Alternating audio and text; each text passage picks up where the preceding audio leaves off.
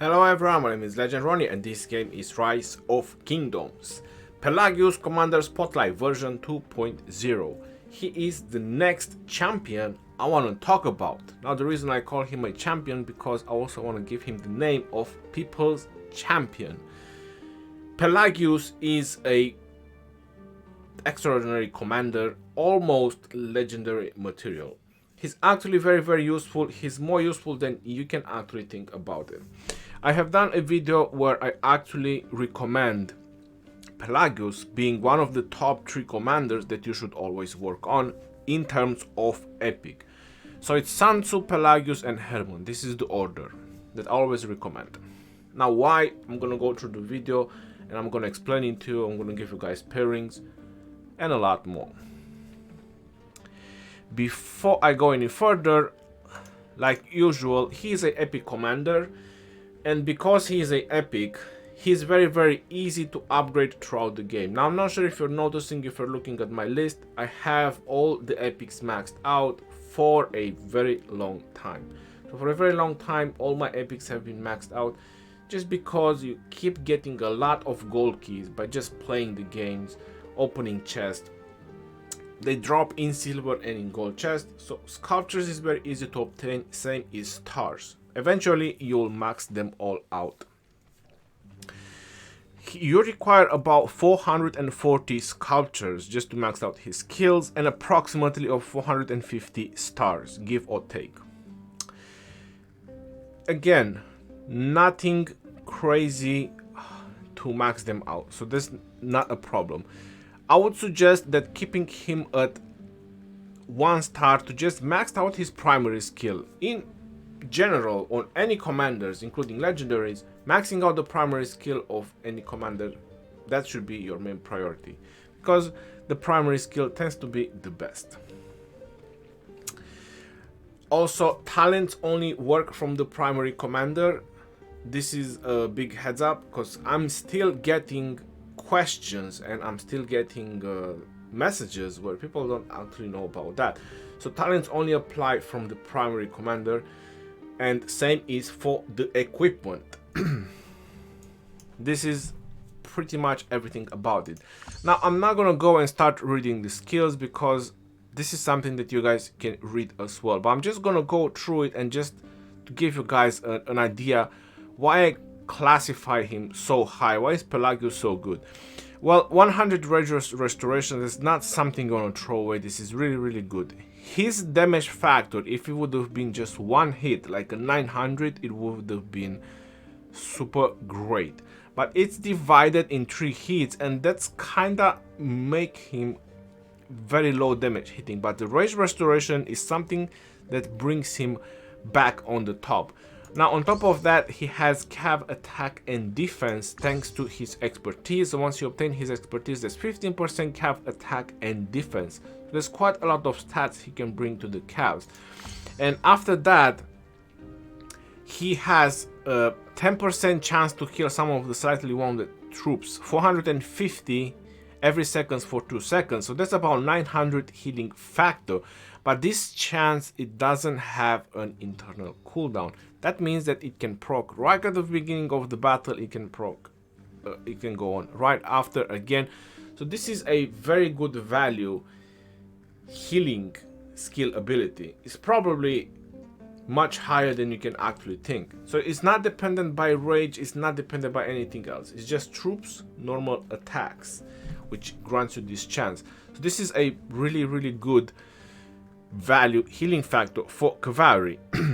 We do have another commander that does healing to Cavalry and is still a Cavalry commander, which is Double C.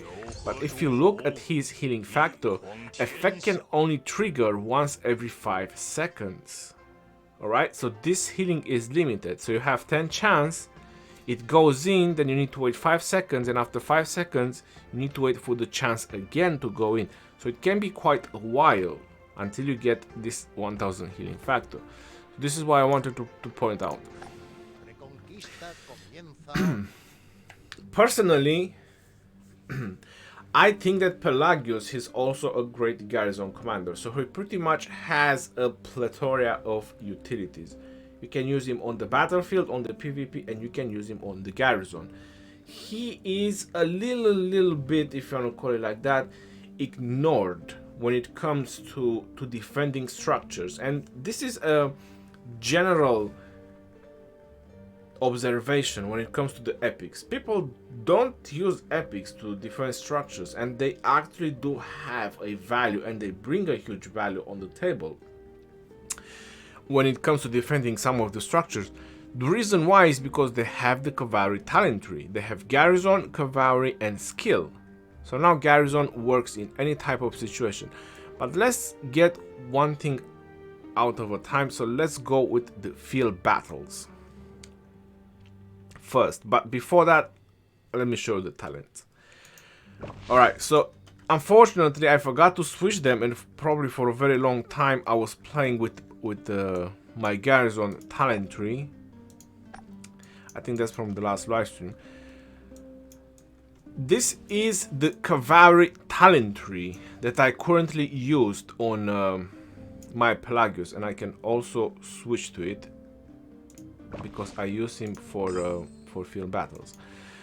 So this is my current talent tree. Now I use him on my current setup. I use him as second to him because my Pelagius is primary. If you don't know why I put epics primary and legendary secondary, I've done a video about that and the theory behind it. It's all because of the skill tree. I put Pelagius with double C, and because you have double healing in that pairing, it's actually very sustainable on the battlefield, so they last for a very long time.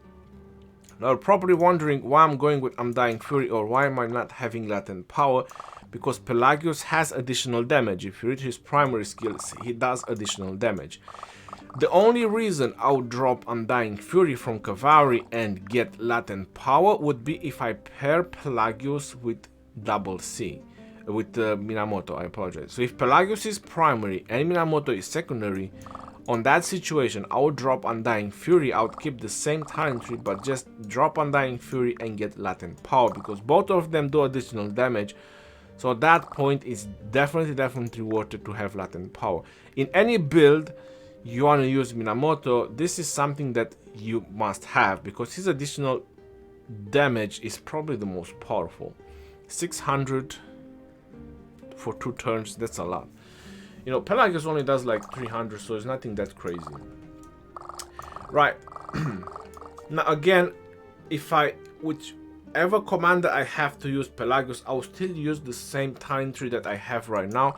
So I'm gonna zoom out. I would use the same talent tree that I have right now on him. So rather I put Saladin as a second, Genghis Khan, or whichever other commander, I will still keep the same talent tree. But if it's Minamoto, I would get latent power and change with Undying Fury. Like I mentioned, he is a garrison commander in the same time. So if you want to defend your city with Pelagius, and you're probably asking yourself, well, in what situation would I use Pelagius? It doesn't seem to be that good for a garrison commander. It all depends who you can put a second to him. So who else can you put a second to him? That's one. And two, it all depends how many cabs you have in your city, because this is something that people also don't pay attention to when they actually choose their garrisoning commanders. But in some situation, when you have millions of troops, it doesn't matter. But I'm talking about just 1-2 million of troops, you know, like normal players have. Because this type of commanders, it does boost your troops. So there is Sun Tzu, there is Herman, there is Kusunoki as well. So we actually have 2 archers with garrison, and then you have Pelagius with cavalry. So depending on the troops that is dominant in your city, you probably want to go with that type of defense. And in that situation, I personally would use this build for a mix of troops. So in a garrison situation in my city, for a mix of troops, if I have to use Pelagius, I would go with this. But if you do have like 70% cavalry, you could actually go and get some of the stats from over here. Probably you can get Halberd, you can get Gallia, you can get Dragon Saber, and I don't know what else, but I would personally like emblazoned shield. But if you want to get emblazoned shield, you need to drop quite a big chunk of the garrison and some of the skill, and we're gonna get to that one as well. We're gonna get to that part as well. But as a general build or a garrison build, this would be the garrison build that I would do on Pelagius. If, again, if the cavalry is predominant in your city.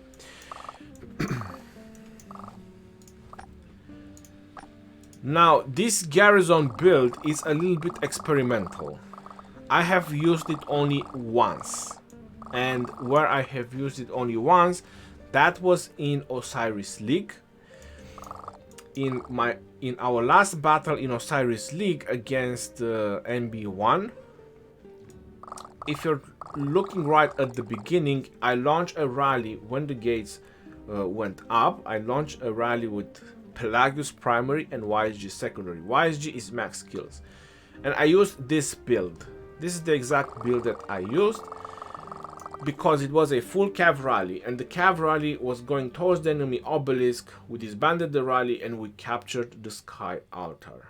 Now obviously my Pelagius and YSG second, they were the main garrison leading commanders in that structure, and this was the build that I used. The reason was because when people see Pelagius in a defense, what they actually think about it, because Pelagius doesn't have any sidekick, so unless it's just one target hitting, anything that hits from the side, the second, the third, or the fourth target that hits where Pelagius is defending, you're not getting much value to actually deal a lot of damage to them, right? So for that reason, I put YSG as a second in command, and it actually worked really, really good. Now the idea behind it was the emblazoned shield combined with impregnable. That's 27% skill damage reduction plus another 6. That's 33% skill damage reduction for a full cav army. Full cav army, Pelagius gives 50% attack and defense. And then, because that's what Pelagius tends to get being swarmed, you know, epic commander leading the defense, you know, what the F. Let's just take him down. No die enemy, which also enhance when the garrison is surrounded, enhance the damage reduction by 9%. Plus you have all the bonuses that you need from the skill talent tree, so you can deal as much skill damage as possible, all the damage reductions that you get and skill damage reduction. So overall it was really tanky. That 1.5 million troops survived, obviously with some reinforcements, but it survived and it got us the first capture. Now the first capture on a building, that's 750 points, especially on a sky altar. So that's 750 points in Osiris League using this build. So I say that it's actually a very interesting build, especially when the garrison is being surrounded. But you kinda need an AoE commander as a second in command, or if not, I would highly recommend going with Saladin. So if you want to do this build, you can definitely go Pelagius and Saladin with this build, and I guarantee you that you might get so much utility out of the calves in defense that you are going to think about. Now imagine that this is 33% skill damage reduction, and you add another 30% from Saladin. That's up to 63% skill damage reduction. That's pretty fantastic when you think about it, right? So this is why you know, this build looks very interesting. But again, I tested it only once with YSG as a second. It worked, and I'll definitely gonna try it more often. Right here. Now again, the majority of utility where I use Pelagius is field battles, and I usually put him primary because of the skill talent tree, and I pair him as a second with legendaries. Now the best pairs that you can actually use with, it's obviously the other Cavalry commanders. I'll start with the epic ones. One of my all-time pairings, especially if you're a free-to-play, it's Belisarius. Now the strategy behind it is the amount of defense and a little bit of mobility if things goes wrong, because the moment Belisarius leaves the battle is the moment you gain the 50% march speed. So if something goes wrong, you can even retreat really fast. So you have healing, you have the defense, and you have utility with this march, and especially with this build, because this is his current cavalry build. So you have disarm, which reduces the enemy's attack by 20% for next seconds, obviously with a chance. So this is my all-time, like, the free-to-play love. I talk so much about this build. If you want to check that video where I talk about Pelagius and Belisarius, you know, and kind of the theory and the synergy behind it. But this is the reason I use them, is because how good the synergy is between the two commanders. To have tankiness, mobility, utility, you know, not so much damage, no reason to lie. There's low damage factor from both of them, but as utility, mobility, tankiness, you know, stuff like that, it's actually very interesting build, and people have been using it and they're actually agreeing with it. But again, with Pelagius leading. Now if you want to go more damage with your cavalry, then you have Sir Babers or how I like to call him, Justin Babers. Where you actually have attack on your cav, so you're being more offensive, and then on top of that you have 1000 damage factor once you obtain his expertise. And being as a second, you know, it's actually helpful. Pelagius primary, so with the skill damage you're gonna boost the second in command, so you're gonna boost this big damage factor, which is 1000 up to 5 targets. Pelagius primary, Babers second. If you wanna have a more damaging build as a free-to-play, this is the one you can go. Now other options, you can go with your Pelagius primary, you can go with Osman secondary. You have 1100 damage factor and an additional 400 damage factor, but on this one you don't have any kind of defense. You have a little bit of troops capacity, but there's no other defense, there's no other option. This is just pure nuking. So only use this particular build if you just want to go pure nuking. Pelagius and Osman. Pelagius and Boudicca is also a very well known build because again of the double healing. So you're free to play, you're using just epics, and you can actually have damage on the battlefield and a lot of sustainability on the battlefield with Pelagius and Boudicca. You also have extra bonus damage, but it's the healing, because they both have a little bit of healing. So you'll keep healing back, and race restoration on top of that. So this is again a very interesting and useful build. Obviously you can use them with, you can use Pelagius with any other commanders, probably even with John if you want to just have a buffing team, you know, and you just want to hide John behind a, you know, a cavalry commander. But my suggestion is that Pelagius has way more value of using him with proper cavalry commanders. Now going on to the legendary, it makes perfect sense to actually that you can actually use him with any of the 3 legendary commanders. And like I said, the synergy and the theory behind it using epics primary and legendary second is because of the skill tree that boosts the second in command. Is the clarity, and I think all in one. Let's just go ahead and check really quick. So it's all for one, and it's the clarity, which actually grants another 12% skill damage, you know, when the second in command is going to use his skill. Pelagius and Saladin, like I mentioned, not just for Garrison but even for field battle, I think would be a very interesting build. It's just that Saladin does much better synergies with some other commanders. Pelagius with Minamoto is also a build that I like a lot. Pelagius and Minamoto. Pelagius and Frederick if you wanted to. Pelagius and YSG. Again, YSG is very universal. So plenty of utilities that you can use Pelagius with. I even used Pelagius and Ethelflaed, because Ethelflaed is debuffing, you know, it also gives you a little bit of counter-attack damage taken reduction. a little bit of healing, you know, you have pretty tanky cabs, so it's all working very well if you just want to keep Ethelflaed for a little bit longer on the battlefield, so you don't want the Ethelflaed just go really quick. This is one build that I also used and it works. Plenty of marchers that you can use with Pelagius. Again, very useful commander, you definitely want to work on. Good in garrison, good on field battles, and to be honest, on killing barbs, anything is good at. Any commander can actually kill barbs.